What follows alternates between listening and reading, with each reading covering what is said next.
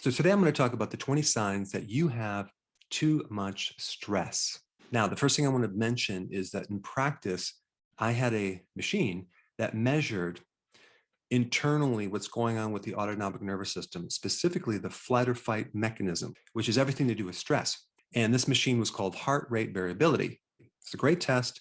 And you could measure what's going on internally with the flight or fight mechanism and also the recovery mechanism, which is called the parasympathetic nervous system. Now, some people would come in really, really stressed out. And it didn't look like they were massively stressed out on the graph, but they were definitely in the stress mode. Yet other people would come in showing massive flight or fight stress, yet they were calm, able to cope with stress. So I just want to point out one thing. You have your body and then you have you. You may have been endowed with an incredible ability to tolerate stress, and you can cope with stress very well. So regardless of what's happening in your body, you might not feel stressed too much. Yet other people just have a poor ability to handle stress. So that's a little bit of a variable that makes things a little complex because it's not just always about what's happening to your adrenal glands. So if you go get a saliva test and it says that you're in stress, but you don't feel stress, it just means you yourself are able to handle stress very well. So I don't want to invalidate that, but I do want to mention that I'm going to give you a lot of things to help cope with stress better and also strengthen your body's ability to cope with stress. On that note, let's start with the brain and how stress affects the brain. And I'm talking primarily about cortisol. Now, our bodies were not designed yet to handle chronic stress. Acute stress, yes, but not chronic stress. The stress that an average person endures right now is just way, way over the top, especially because it's chronic stress. Okay, people are basically living in a stress bucket 24/7. So the way that it affects the brain is that it puts you in problem solving mode 24/7. You just can't not solve problems. In fact, you're fixated on certain problems, and it's very hard to unfixate on those problems. So you might have had a great day and you come home and you're just constantly thinking of this one problem over and over and over, despite maybe 98% of the things went right in your life. Your attention goes to that thing that went wrong. So one of the things with the adrenals and cortisol is that you can't do anything else but solve problems 24/7. The other aspect about this is the tolerance to stress, your ability to cope with stress. As your stress starts building and your adrenal system gets weaker, you just don't tolerate stress anymore.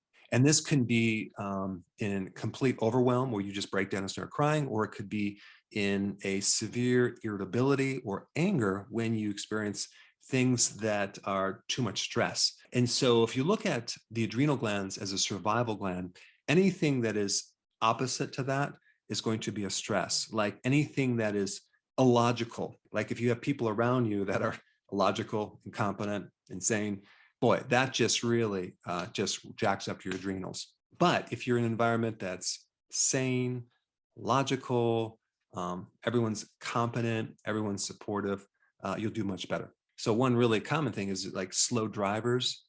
I guess that would be considered incompetent drivers. If they're driving like 2 miles an hour and they're right ahead of you, boy, that just will just raise your blood pressure. So I guess the best term would be how much patience you have, right? Or don't have. That's a real good index of your adrenal function and your ability to cope with stress. And another point about the adrenals is that it puts you in a state of flight or fight where you're thinking really, really fast. So sometimes when you're talking to someone that's talking very slow, that can bug you. You're already done with the conversation. You already know what they're going to say. And sometimes you might complete their sentences, which can create some problems. And also your ability to focus on maybe one thing might be very difficult with adrenal issues. So you might be a little bit dispersed, thinking about this, doing that. Multitasking is what I'm talking about. The problem is you don't really feel productive because you have a lot of incomplete things and projects that are going on, which then adds more stress. All right, the next point is you're not a morning person. I used to be not a morning person. In fact, it took me until like 11 o'clock in the morning before I could wake up. Now I am definitely a morning person. That's the best time of the day. I'm most creative. I'm most awake. That's when I'm doing videos like right now. But if there's an adrenal issue and you have a lot of stress, the morning is going to be difficult. You're going to have a hard time getting out of bed. You're going to even need this thing called coffee, and in large amounts. You know, what's interesting about caffeine is it doesn't necessarily boost your energy per se. It gets rid of the things that are making you tired. So it's getting rid of these factors that help you sleep.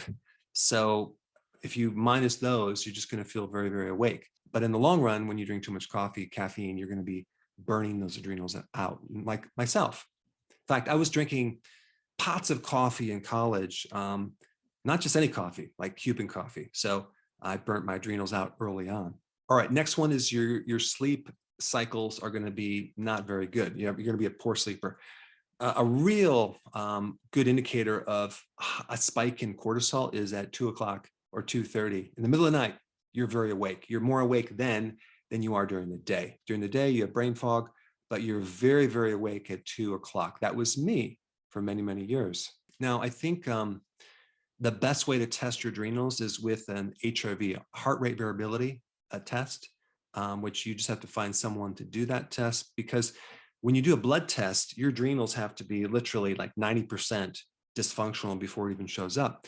But you can also do a 24-hour saliva test. It's kind of a pain in the butt because you have to get up to the night and you have to spit into these little tubes and then send them off for a test. But that's also a good way to measure cortisol.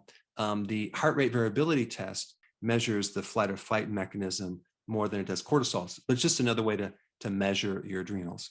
And they have a lot of different new apps coming out on your cell phone. I think attachments that you can measure heart rate variability to give you some indication what's going on with your stress level. But unfortunately, the one that I used years ago, they don't sell anymore. That was a real easy test to measure your adrenals. But sleep is going to suck if you have too much stress. And then not enough sleep then makes you more stressed. And it also affects your blood sugars. Next thing is blood sugars themselves. The adrenal hormone called cortisol is called a glucocorticoid. It's a hormone that releases blood sugar from your muscles and your liver, as well as turning non-carbohydrate things like protein and fat into sugar. So when you go through stress, you're basically like eating candy bars without eating candy bars. So that can elevate the blood sugars, and you can even become a diabetic by having high levels of cortisol, or even taking cortisol in the form of prednisone, which I've seen several people turn into diabetics just from that. So with the high blood glucose, then you have high cholesterol, then you have more fat, which I'm going to get to in a second, and you also get a fatty liver. All right, next point is you're going to get more visceral fat. That's fat in your belly. Okay, you're going to have belly fat, a sagging belly. That is high levels of cortisol, but it's really what cortisol is doing to your insulin levels, because it's raising your blood sugar. And then following from that, you have this spike of insulin. So we have a combination of high cortisol and high insulin, and you get this belly fat. At the same time, your body is dissolving or eating up. It's called a catabolic effect on your muscles. So your body is robbing your muscles from your legs, okay, your thighs, and the gluteus maximus muscle. So chronic stress puts you in this this body shape of a sagging belly with stick legs and no butt. All right, the next point about excess stress would be heavy legs when you're going up a hill or incline or stairs and you're out of breath easily. So that's an indication that your body can't cope with stress because you're going up an incline. Okay. Or if you stand up from a seated position or lying down, you get really dizzy really fast. That's another indication that your body can't cope with stress. There's a really good test. It's called a Ragland's test. If you check your blood pressure while you're lying down, and then when you're standing, normally your blood pressure should go up by about 6 points. If it goes up by 20 points or it goes down, it kind of gives you an idea of what's happening to the adrenals, whether your body is overreacting to stress or underreacting and can't cope. I mean, some people get up too fast and they actually faint. So that's a severe adrenal problem. All right, the next point is about inflammation. Cortisol is a natural anti-inflammatory. So when you have high levels of stress in cortisol, the receptor for cortisol starts to become resistant, very similar to insulin resistance. So it doesn't work anymore.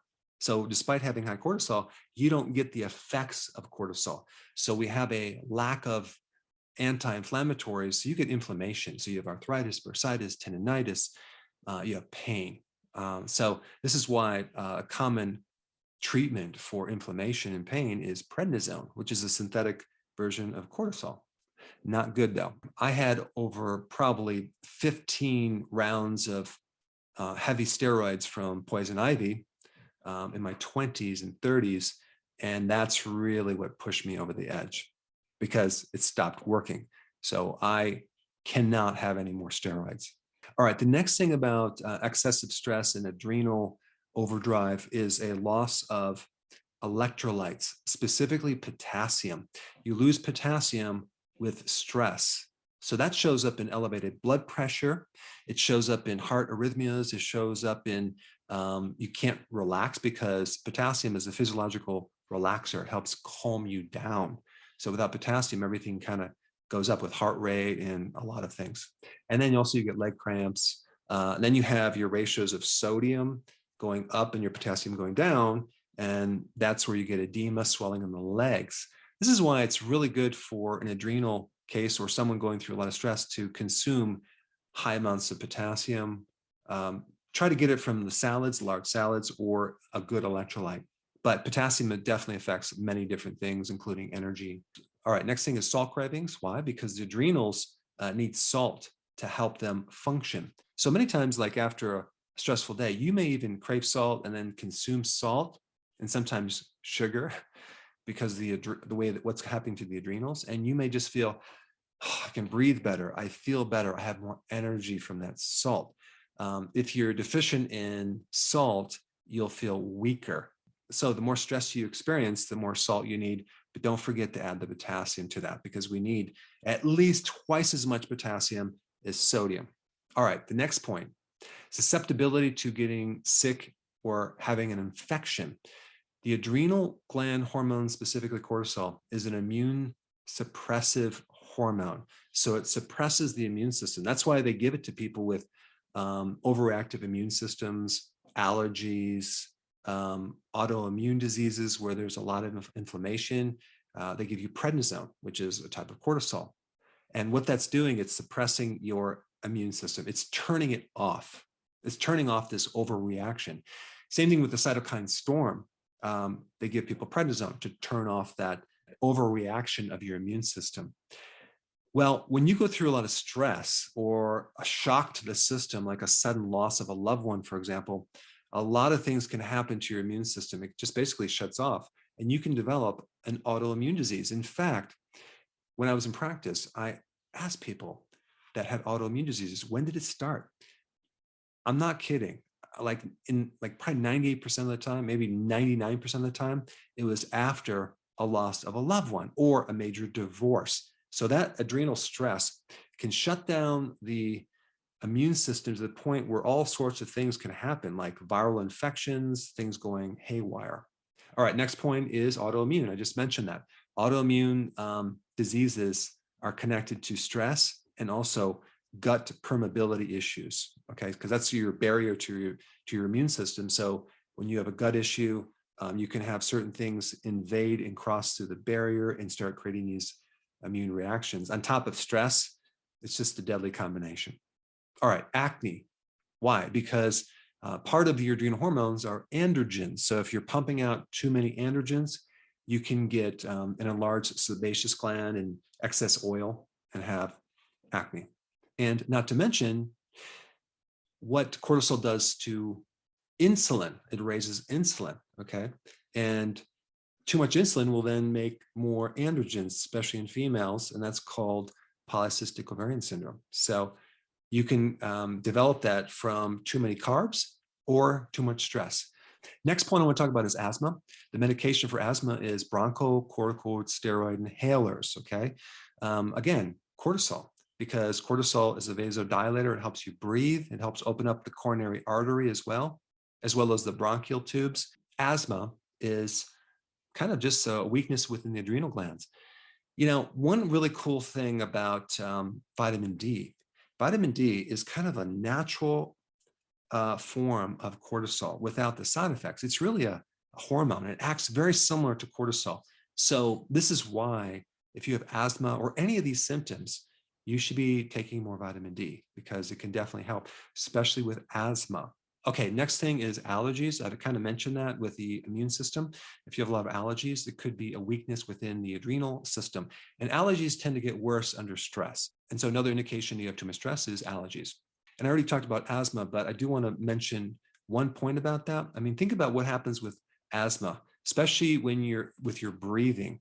Your breathing is not calm. You're constantly trying to get air.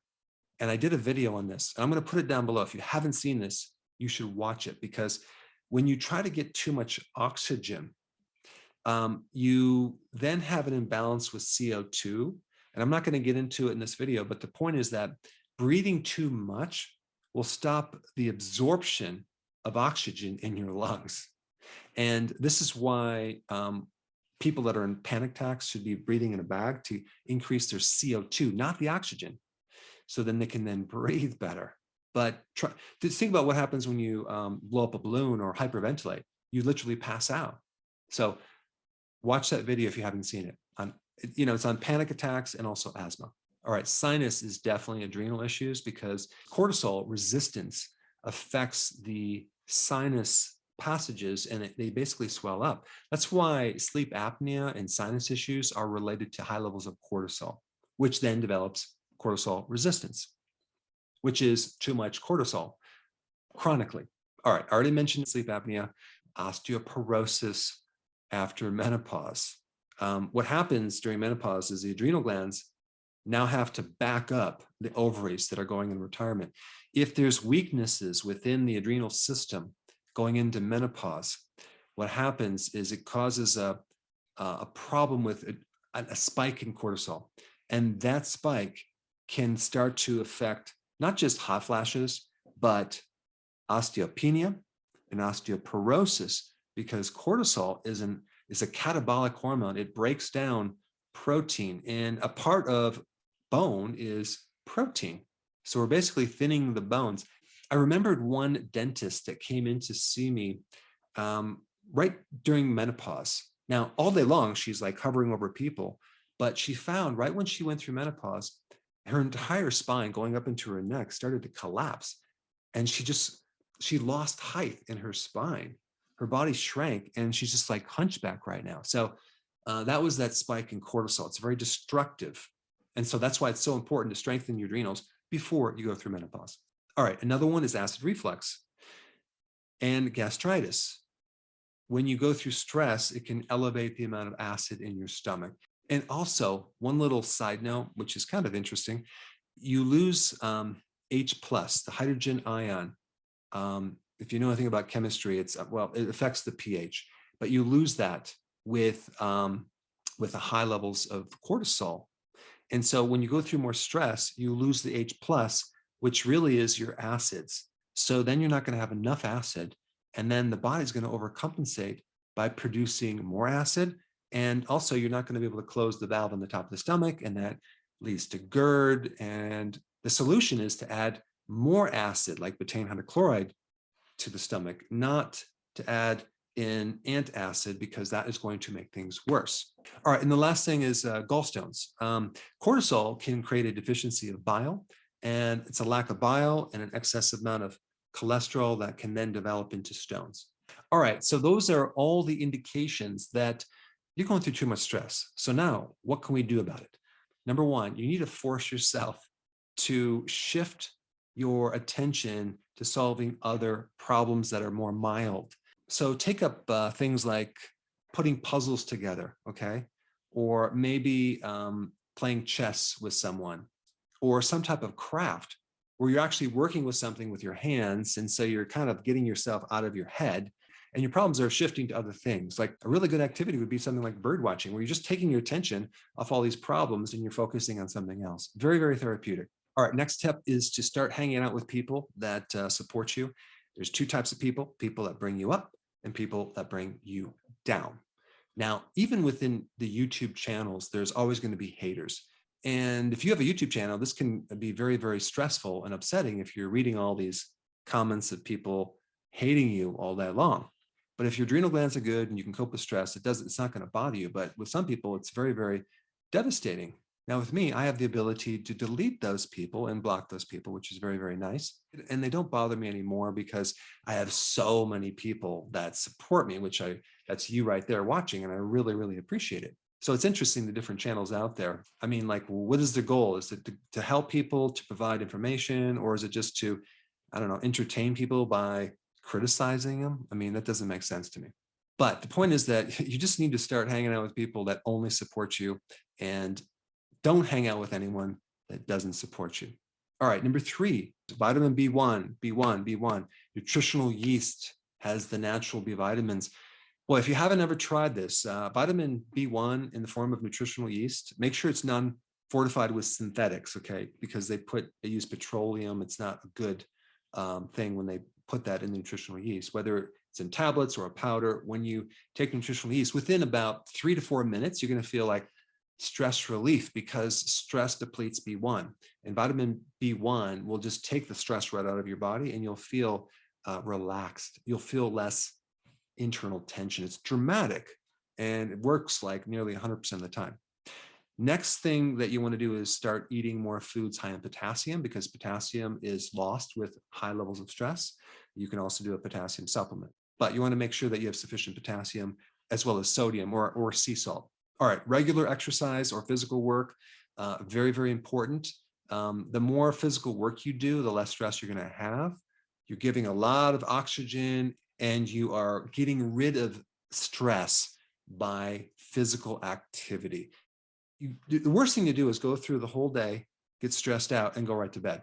I mean, you haven't gotten rid of the stress. You have to actively do something to get rid of stress, because all stress is accumulative. Our bodies are a bucket of stress. All right, number 6, you need to do a detox from the news. The news is extremely stressful, so you don't want to watch the news for a long time. And guess what? You're going to feel much better. All right, last point is a low-carb diet. High carbs will make you more stressed. It's a fact that when you go on low carbs, your mood's going to be elevated. So if you had anxiety before, you're not going to have anxiety. You're going to feel better if you add intermittent fasting as well. So I have a lot of videos on that topic. Now, I have another video that you need to watch. It's an actual technique that I walk you through how to do acupressure on different parts of your body to extract accumulated stress. It's taken me a long time to figure this out, and I'm going to teach you how to do it to yourself. And for some of these maneuvers, you might need someone else to do it on you, but it's very, very awesome. Check it out. I put it right here.